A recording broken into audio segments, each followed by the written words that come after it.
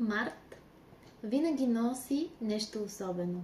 Въздухът се променя, светлината става по-мека, а ние някак естествено започваме да говорим за нежност, за сила, за женственост. Наричаме го женския месец, започваме да подаряваме цветя, казваме красиви думи, но тази година искам да започна март по различен начин. Не с букет, а с въпрос. Към теб. Кога за последно се почувства истински свързана с себе си?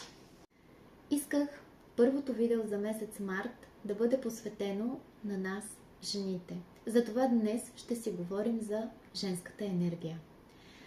Женската енергия не е нещо, което можем да научим отвън. Тя не е поза, не е глас, нито е начин на обличане. Всъщност, женската енергия е състояние. Тя винаги е била в нас. Просто често сме се отдалечавали от нея, защото светът ни е научил, че за да оцелеем, трябва да сме силни по един малко по-твърд начин. Например, аз дълго вярвах, че трябва да се справям сама, да не показвам слабост и да умея да контролирам всичко. Че ако се отпусна, ако позволя да спра за момент, ще изостана. И без да се усетя, започнах да живея в напрежение, да действам повече, отколкото да чувствам, или да правя повече, отколкото да бъда. Ще ви споделя как към днешна дата аз успявам да се свържа с себе си и да си върна женската енергия. Женската енергия си връщам, когато си позволя да забавя темпото. В моментите, в които спрях да се боря с чувствата си, просто започнах да ги изслушвам. Женската енергия не вика, не настоява. Тя е мекото доверие, че не всичко трябва да бъде извоювано и че не всичко е на всяка цена. Че има сила и в това да приемеш. Че има достоинство в това да кажеш, това не е за мен, да се обърнеш, да си тръгнеш, без да се налага да се обясняваш. Да бъда в женската си енергия означава да бъда свързана с себе си. Да усещам тялото си, да уважавам ритъма си, да знам кога имам нужда от тишина и кога имам нужда от страст. Означава да не се наказвам за емоциите си, а да ги приемам като част от своята цялост, от своята идентичност. Означава да си позволя да получавам любов, да получавам грижа и да получавам внимание без усещането, че трябва първо да ги заслужа или да дам нещо в замяна на тях. Женската енергия не е противоположност на силата. Тя е различна форма на сила.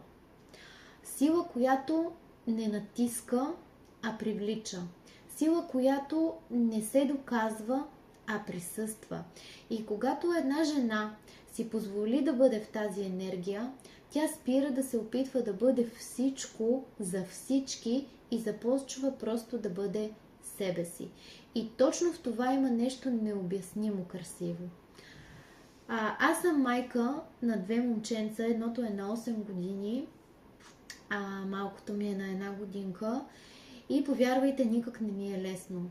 Опитвам се всеки ден, знаете как е, с ангажименти с деца, училище, малко дете, домакинство, но когато искам да бъда в женската си енергия, аз дори използвам и децата.